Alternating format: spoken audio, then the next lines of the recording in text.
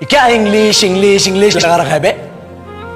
4 साल का था मैं जब मेरे पास की जिंदगी में सफल होने के लिए एक ही तरीका है और वो है इंजीनियरिंग। सब यही कहते थे, माँ बाप, टीचर लोग, गली का वॉचमैन भी हमसे पूछता था, और भैया कैसी चल रही है आपकी तैयारी? भग बेंचो, तुमको क्या करना है? इसलिए हमारे स्कूल के बच्चे हम सब पहुंच गए बकरों की तरह, मैं IIT, मैं NIT। अरे जिस बच्चे ने अपने बाप को जलेबी तलते देखा है वो तो यही सोचेगा ना कि जिंदगी में पैसा ही सब कुछ है। I did not choose this engineering life, sir, and neither did this engineering life choose me.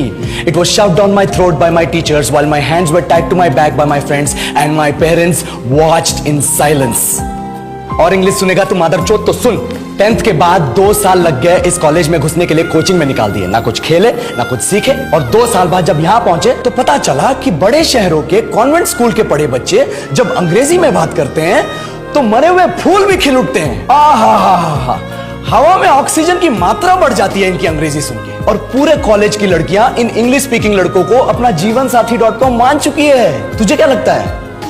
मुझे कभी लगा नहीं कि मैं अपनी अंग्रेजी पे काम करूं, अपनी पर्सनालिटी पे काम करूं। बहुत लगा। ये चूतिया इंडस वैली सिविलाइजेशन का जो एजुकेशन सिस्टम बिठा के रखे हो, जिसमें हर साल में 10 सब्जेक्ट, हर सब्जेक्ट में theory, practical, viva, lab work, external, internal, majors, minors, assignment, project, thesis, गांड मार के रख ली हमारी।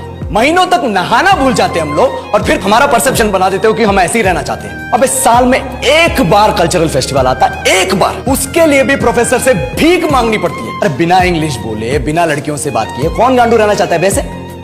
पर टाइम कहां है कुछ सीखने के लिए? लगे पड़े कोडिंग सीखने, 3 लैंग्वेज सीख रहे हैं, अलग अलग इंग्लिश छोड़ के। लेकिन जब प्लेसमेंट्स की बात आई तो सबको एप्टीट्यूड चाहिए, पर्सनैलिटी चाहिए, इंग्लिश स्पीकिंग चाहिए। It is not that we can not speak English, sir. We are just very conscious of our diction and our pronunciation and we are not confident to speak in front of anyone else. If the curriculum was a little bit diverse, if the engineering colleges in our country focused on our all-round development instead of functioning like a goddamn factory that is just mass producing robots by killing their dreams and handing out degrees, I would not be sitting here in this pointless HR interview, the likes of which exist only in our country.